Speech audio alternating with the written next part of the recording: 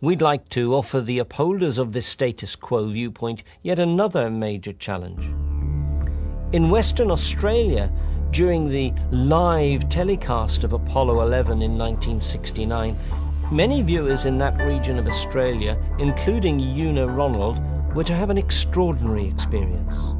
When this moon landing was in the offing, I for one decided to stay up to watch the live telecast, and I did, and we saw a lot of activity on the television screen from the control centre, a lot of anticipation, a lot of excitement. But before we get to what happens next, we need to know how the TV coverage of Apollo 11 was supposed to have reached our screens.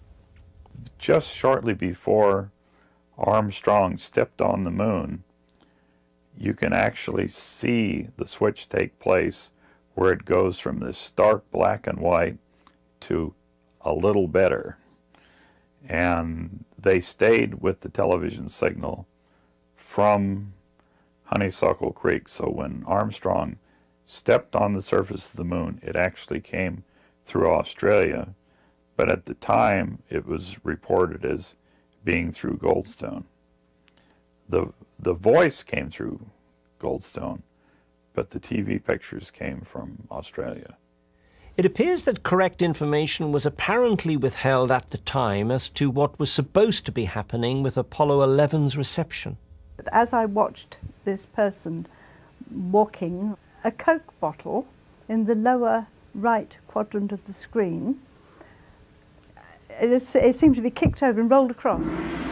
And for me, that was just astounding, and I exclaimed aloud at the time, "It's a fake, it's a setup, they're not on the moon at all, look at this, it's a Coke bottle." And they were going to broadcast the same film again in the morning, and I phoned several of my friends, "Did you watch?" And they hadn't, but they were going to watch in the morning.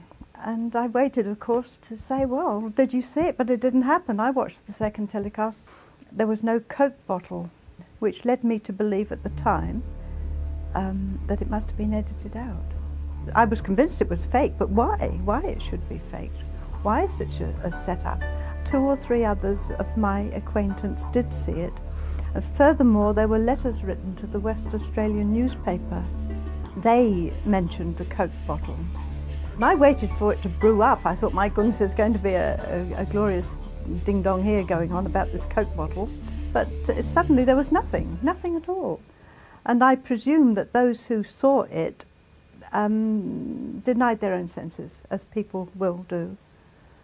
Began to think, well, they couldn't have seen it, or perhaps it was there and that was okay. They'd thrown some rubbish out of the spacecraft or something like that. It could have been. People will invent all kinds of solutions to what is not explained. What Una Ronald and her friends did not know was that Western Australia was a special case concerning the reception of the initial Apollo images.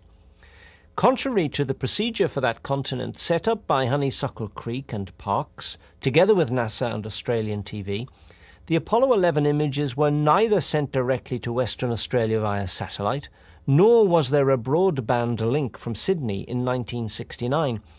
These images had to be sent over to Perth from Sydney by other means and then retransmitted locally.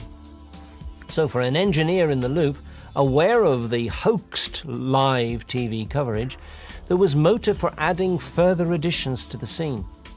Moreover, here was an opportunity for someone in the know to manipulate the material before transmission across Western Australia. What does Una Ronald, who was in Western Australia at the time, think about these attempts at fakery? When I saw the Coke bottle, for me, the whole moon landing from that point was a fake. It was a setup. And if it was a setup, it must have been filmed somewhere on Earth.